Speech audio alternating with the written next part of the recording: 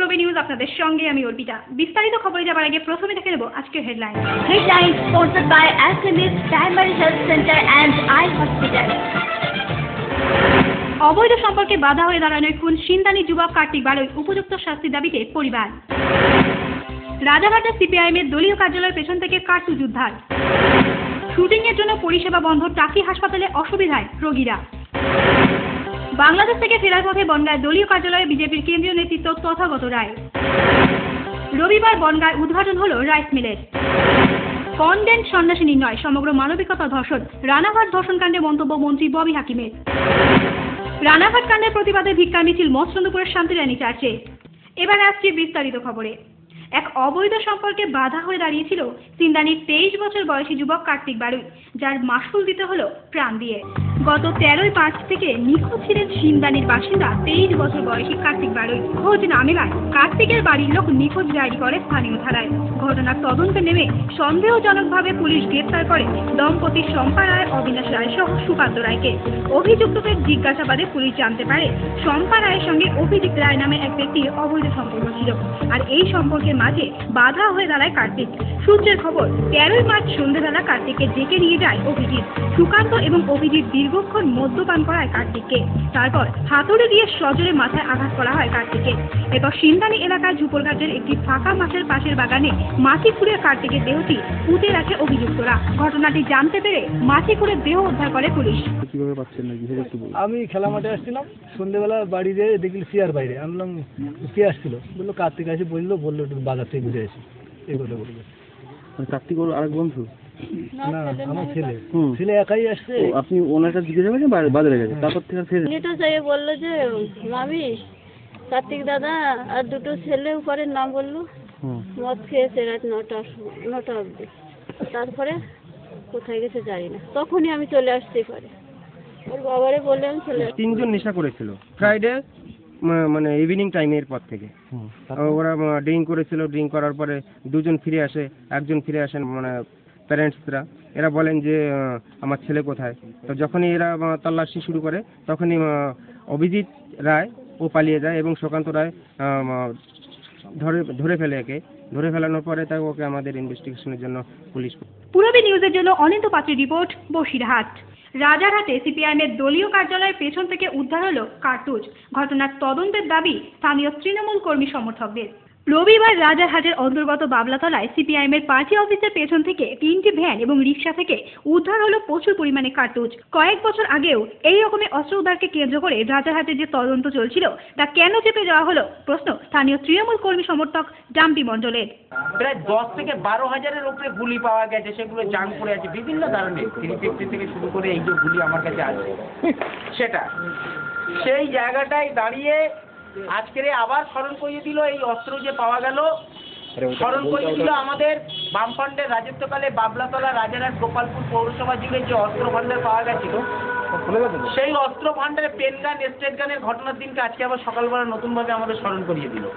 28 ফেব্রুয়ারি বিধায়ককে হত্যার চক্রান্ত এই বাবলাতলায়, এবং বাবলাতলার এই নিকটবর্তী অঞ্চলে নিমাইবাবু বলে একজন ছিল, তিনি বেঁচে আছেন কিনা আমরা আজও পর্যন্ত খোঁজ পাইনি।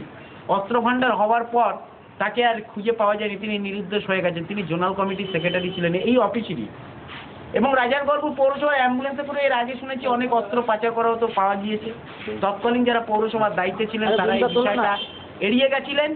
আমি শুধু একটাই কথা বলতে চাই, রাজারহাট নিউ টাউন, বিশেষ করে রাজারহাট গোপালপুর পৌর অঞ্চলে সিপিএমের রাজত্বকালে একটা অস্ত্র ভান্ডারের ভাষা বেঁধে উঠেছিল, গড়ে উঠেছিল। আমরা তার প্রতিবাদ জানিয়েছিলাম, পরবর্তীতে প্রশাসনও সেটা পেয়েছে, কিন্তু কি কারণে যে তদন্তটা চেপে গেল সেটা আজও পর্যন্ত আমরা জানতে পারলাম না। কি কারণে নিমাই নিরুদ্দেশ হয়ে গেল আমরা জানতে পারলাম। ডাম্পি মণ্ডল আরও জানান, এর আগে অস্ত্র উদ্ধারের ঘটনায় নিরুদ্দেশ হয়ে যান স্থানীয় সিপিআইএমের জোনাল কমিটির সম্পাদক নিমাইবাবু। তাকে খুঁজে বার করলেই সমস্ত ঘটনার উদ্ঘাটন হবে। কারণেই হোক, রাজারহাটের আরও অনেক জায়গায় এই ধরনের অস্ত্র মজুত আছে বলে আমাদের এখনো বিশ্বাস। এবং এই ঘটনার সঙ্গে তৎকালীন পৌর বোর্ডে যারা ছিল এবং রাজ্য সরকারে যারা ছিল তারা ওতপ্রোতভাবে জড়িত। আমরা খালি একটাই কথা বলবো, নিমাই কোথায় গেল তাকে খুঁজে বার করলে, কেনই বা তিনি নিরুদ্দেশ, এটা খুঁজে বার করলে। পূরবী নিউজের জন্য সঞ্জয় রিপোর্ট, রাজারহাট। বায়োস্কোপের শুটিংয়ে টাকি হাসপাতালে এলেন অভিনেতা প্রসেনজিৎ। দর্শকদের ভিড়ে বন্ধ হয়ে যায় হাসপাতালের পরিষেবা, চরম দুর্ভোগের শিকার হন রোগীরা। বায়োস্কোপের শুটিংয়ের জন্য আজ বসিরহাটের টাকি গ্রামীণ হাসপাতালে আসে অভিনেতা প্রসেনজিৎ চট্টোপাধ্যায়। প্রিয় অভিনেতাকে দেখতে হাসপাতালের মাঠে ভিড় জমান কয়েকশো মানুষ। পুলিশের ব্যারিকেড, দর্শকের ভিড় পেরিয়ে হাসপাতালে ঢুকতে চরম অসুবিধায় পড়তে হয় রোগীদের। বন্ধ হয়ে যায় পরিষেবা। ঘটনাকে ঘৃণ্যতম কাজ বলে মন্তব্য করলেন রোগীর আত্মীয়। এসেছিলাম হসপিটালে, তো এসে যে অবস্থা দেখলাম, সামনে তো পুলিশ ব্যারিকেড করে দাঁড়িয়ে আছে, শুনলাম নাকি প্রসেনজিৎ এসছে, এবং টোটাল চারিদিকে মিলে সমস্ত সাইড হসপিটালের চতুর্থ সাইড দেখলাম অসংখ্য দর্শক, তারা প্রসেনজিৎকে দেখার জন্য এসছে, এবং ভিতরে দেখলাম হসপিটালের সামনে যে মাঠটা আছে সেখানে শুটিংয়ের কাজ চলছে। তাই এইভাবে যদি আমরা পরিষেবার থেকে বঞ্চিত হই শুটিং করার জন্য, এগুলো জঘন্য অন্যায়, এগুলো আমি মেনে নিতে পারছি না কোনো মতেই এগুলো মেনে। ঘটনা মেনে নেওয়া যায় না, মন্তব্য আরেক আত্মীয়র। কী ব্যাপার, এটা মেনে নেওয়া যায় না, কারণ টাকির পৌরমণ্ডল বা আবাদ এলাকার একটা হসপিটাল টাকি গ্রামীণ হসপিটাল, সেখানে হসপিটালের পরিষেবা বন্ধ করে দিয়ে কোথায় শুটিং কাজ চলছে। এই যে চরম একটা ঘৃণ্য কাজ, এটা কিন্তু জনগণের বিষয় মেনে নিতে পারছে না। মানুষ কী ধরনের সমস্যায় পড়ছে, পরিষেবা পাচ্ছে না, কেন পুলিশ পাবলিক গিয়ে পুরো জাম করে দিচ্ছে শুটিং দেখার জন্যে, বাইরে রুগীরা ছটফট করছে কিন্তু ঢুকতে পারছে না। পূরবী নিউজের জন্য অনিন্দ পাত্রের রিপোর্ট, বসিরহাট।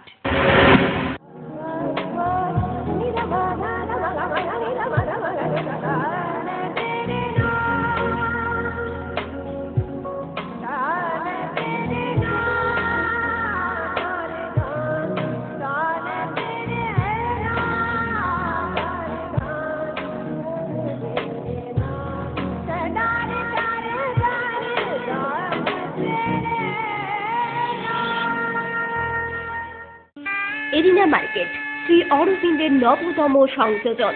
শ্রী অরবিন্দ কাটপিস বিভাগ, এরিনা মার্কেট, হাবড়া। খুব শীঘ্রই শুভ উদ্বোধন হচ্ছে। বিয়ের বেনারসি একমাত্র সেরা প্রতিষ্ঠান দেবশ্রী। নামি দামি কোম্পানির শীত বস্ত্রের বিপুল আয়োজন। দেবশ্রীর পোশাকেই আপনার ব্যক্তিত্ব। শাড়ি জগতের রূপকথা দেবশ্রী। সজ্জাদ্রব্যের অনবদ্য সম্ভার। পছন্দের ব্র্যান্ড, স্টাইলিশ পোশাক সব এখন আপনার হাতের মুঠোয় দেবশ্রীতে। আকর্ষণীয় শাড়ির কাউন্টার। আমার পছন্দ দেবশ্রী। হাবড়ায় সবচেয়ে বড় দোকান দেবশ্রী। 3000 স্কোয়ার ফুট জুড়ে হাবড়ায় সব থেকে বড় পারিবারিক বস্ত্র বিপণী দেবশ্রী, যশোর রোড, হাবড়া। স্টিলের 500D EQCR মানেই অটুট ভরসা, অসাধারণ গুণমানের প্রতিশ্রুতি। জেনে রাখুন, EQ মানে ভূমিকম্প রোধী, আর CR এর মানে ক্ষয় রোধকারী। শ্যাম স্টিল 500D EQCR। উত্তর 24 পরগনাতে আপনার নিকটবর্তী ডিলারের জন্য যোগাযোগ করুন 9733907374 অথবা 9433052331।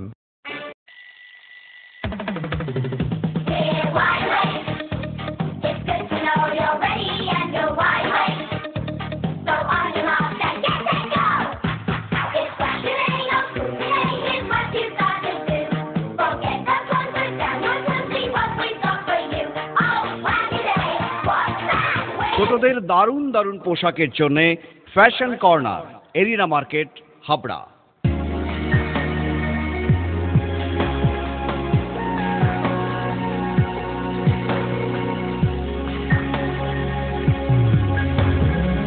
নারীমণির শাড়ি মানে পাঞ্চালী। সোহনলাল তাপারিয়ার শাড়ির showroom Panchali, Jessore road, Habra. Parents are looking for a school with a heart where together we make learning a joyful discovery. St. Stephen's School, Habra, Diocese of Barakpur, CNI, 183 Jashore Road, opposite of Desh Bondhu Park, North 24 Parganas, Habra 743263. An English medium co-educational school following ICSE syllabus through trained and experienced teachers, which is fully equipped with science laboratories, library and computer laboratories. Bus services are available from scheduled pick-up points. Admission opens for the academic session 2015 to 2016. Prospectus and admission forms are available for classes pre-nursery to 9 on payment of ₹315 cash from the school office between 9:30 am and 12:30 pm on working days. St. Stephen's School, Habra. Phone number 03216 238 218 and 9331862182.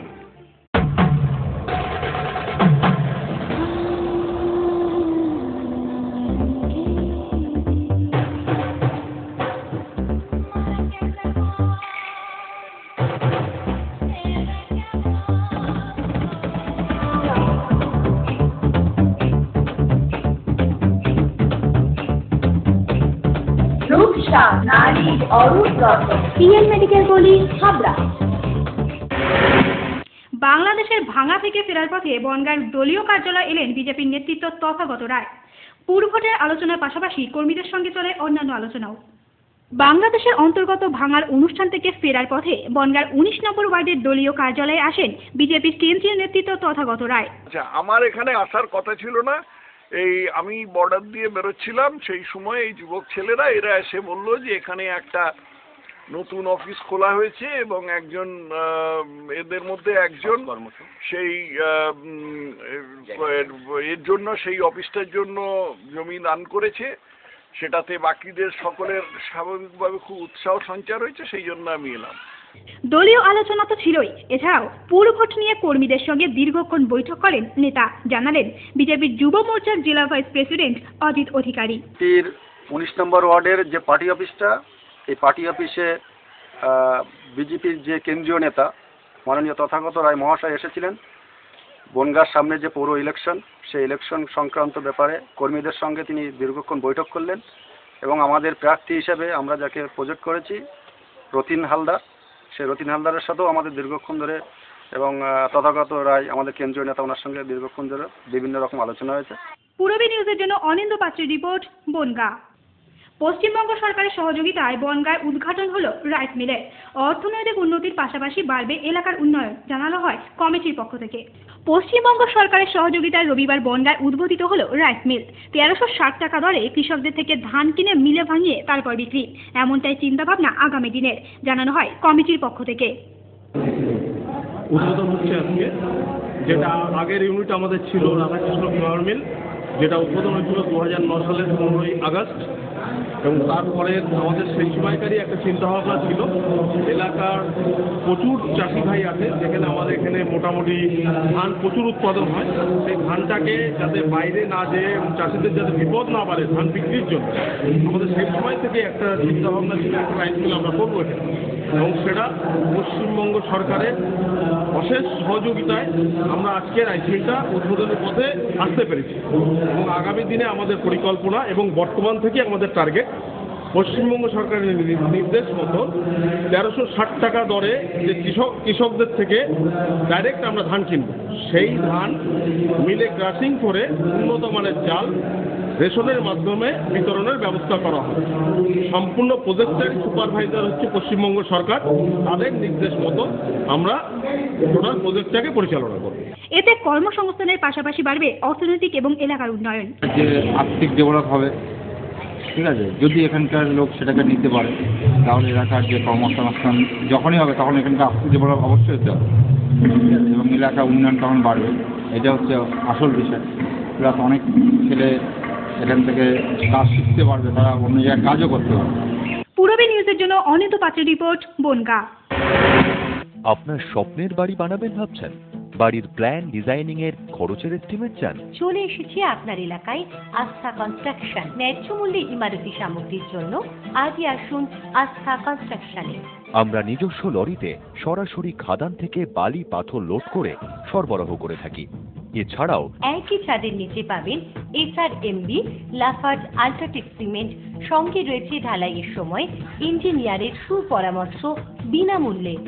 আস্থা construction, Banipur জলের ট্যাঙ্কের মোড়।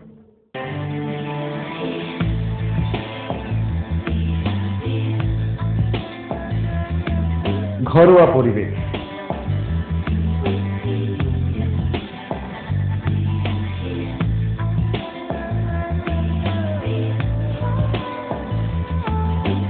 আন্তরিক পরিষেবা, সুস্বাদু খাবার,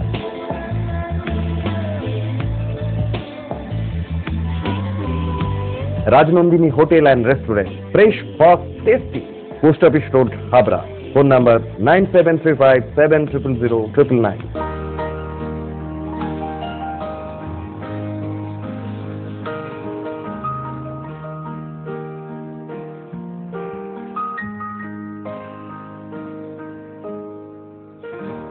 প্রতিটি শুভ মুহূর্তের সাথী new Paritosh jewellers, Jessore road, Habra.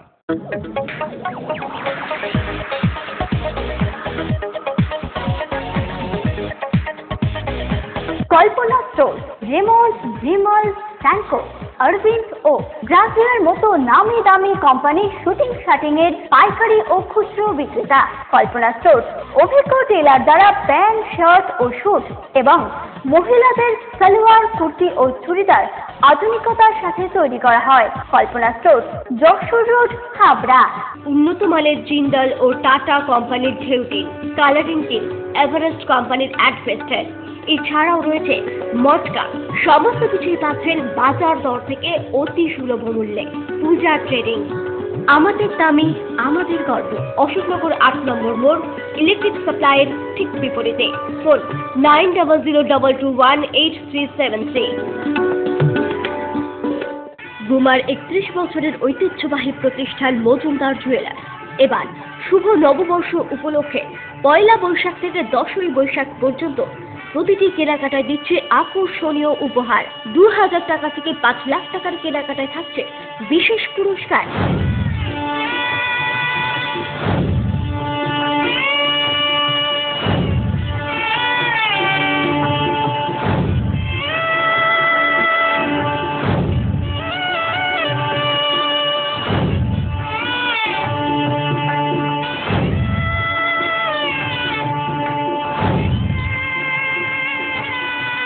আপনাদের সকলের সাদর আমন্ত্রণ রইল।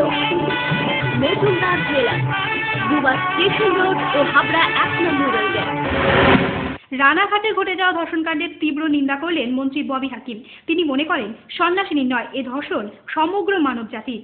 রানাঘাটের convent of Jesus and Mary প্রতিষ্ঠানে রাতের বেলা পাঁচিল টপকে ভিতরে ঢুকে শুধুমাত্র লুটপাট নয়, স্কুলের 70 মাদার সুপিরিয়রকে ধর্ষণ করেছিল 6-7 জন দুষ্কৃতী। এই ঘটনার তীব্র নিন্দা করলেন মন্ত্রী ববি হাকিম। এটি একটি পাপ, অন্যায়, অমানবিক ঘটনা। এই ধর্ষণ শুধুমাত্র বৃদ্ধ সন্ন্যাসিনীর নয়, এটি মানবিকতার ধর্ষণ। তিনি সমগ্র মা জাতির কাছে এর জন্য লজ্জিত। রানাঘাট অত্যন্ত অন্যায় হয়েছে, এটা মানবিকতার অন্যায়। আমার মনে হচ্ছে যে আমার নিজের মাকে ধর্ষণ করা, একজন 75 বছরের মহিলাকে ধর্ষণ করা হয়েছে। এটা কি কোনো স্বাভাবিক মানুষের কাজ? এটা রাজনৈতিকভাবে আমি দেখছি না, কিন্তু তাদের অ্যারেস্ট করে নিয়ে তাদের পেছনে যেই থাক একটা দৃষ্টান্তমূলক শাস্তি দেওয়া উচিত। এটা মানবিকতার ধর্ষণ। আজ ওই মহিলা হয়নি, ধর্ষণ আমাদের মানবিকতার হয়েছে, সেই জন্য তাকে দৃষ্টান্তমূলক শাস্তি দেওয়া উচিত। এটা অন্যায়, এটা পাপ। এই পাপ হয়েছে। আমি নিজে আমার মায়ের কাছে, আমার মা জাতির কাছে আমরা লজ্জিত এরকম একটা ঘটনা ঘটেছে। এই যে যারা এই ধর্মীয় উগ্রবাদ চলে, এই যে রিলিজিয়াস ইনটলারেন্স রয়েছে, আজকে ওই উড়িষ্যায় এরকম ঘটনা ঘটেছিল, ওই অন্য জায়গায় ভারতবর্ষে ঘটছে। এই কখনো চার্চ ভাঙছে, কখনো এগুলো রিলিজিয়াস ইনটলারেন্স হচ্ছে, যেটা একটা রাজনৈতিক দল আসার পর এটা শুরু হয়েছে। এটা অত্যন্ত নিন্দনীয়। ঘটনার অভিযুক্তদের কঠোর শাস্তি হবে বলে মনে করেন তিনি। ইতিমধ্যেই মুখ্যমন্ত্রী মমতা বন্দ্যোপাধ্যায় সিআইডি তদন্তের নির্দেশ দিয়েছেন এবং এর যেই হোক এর পেছনে অ্যারেস্ট, মুখ্যমন্ত্রী অলরেডি সিআইডি ইনকোয়ারির অর্ডার দিয়েছে এবং বলে তাড়াতাড়ি অ্যারেস্ট করার জন্য অ্যারেস্ট করে আসবে, এর সত্য উদ্ঘাটিত হবে। পূরবী নিউজের জন্য সঞ্জয় রিপোর্ট। রানাঘাট কাণ্ডের প্রতিবাদে ধিক্কার মিছিল মসলন্দপুরের শান্তিরানী চার্চ। রানাঘাটে ঘটে যাওয়া ঘটনার প্রতিবাদে মসলন্দপুরের বামনডাঙ্গার শান্তিরানী চার্চের পক্ষ থেকে মিছিল ও মোমবাতি জ্বালিয়ে ধিক্কার জানালো চার্চের ফাদার, মাদার, সিস্টারেরা সহ সাধারণ মানুষ। এই ধিক্কার মিছিল মসলন্দপুরের বামনডাঙ্গা থেকে শুরু হয়ে মগরা উকনে হয়ে প্রায় 2 কিলোমিটার পরিক্রমণ করে ফিরে আসে চার্চে। চার্চের মাদার স্মিতা ঘটনার জন্য গভীরভাবে শোকাহত। তিনি বলেন যে সিস্টারেরা নিজেদের জীবনের আনন্দ বিসর্জন দেয় ঈশ্বরের কাছে শুধুমাত্র সাধারণ মানুষের সেবার জন্য। তার প্রতি এরকম অন্যায় অত্যাচার হওয়া একটি চরম লজ্জা ও অপমানজনক ঘটনা। আমরা 3টে ব্রত নিই, সেই 3টে ব্রতের মধ্যে একটা ব্রত হচ্ছে ব্রহ্মচর্য ব্রত। মানে আমরা বিয়ে করব না, আমাদের বিবাহিত জীবনের যা কিছু ভালো দিকটা সেটা আমরা ঈশ্বরের কাছে তুলে ধরি। এই নির্মম ঘটনার জন্য যারা অভিযুক্ত তাদের এমন শাস্তি হোক যাতে সমস্ত সমাজ সচেতন হয়, এমনটাই আশা রাখেন মাদার। কিন্তু আমরা আশা করছি যে ওদের এমন শাস্তি দেওয়া হোক যেন সকল মানুষ জানতে পারে কারা এটা করেছে আর তাদের যেন যথেষ্ট করা হয়। পূরবী নিউজের জন্য অনিন্দ পাত্রের রিপোর্ট। পূরবী নিউজ এখনকার মতো এ পর্যন্তই। আপনারা দেখছেন পূরবী বাংলা, এগিয়ে চলেছে, এগিয়ে চলবে।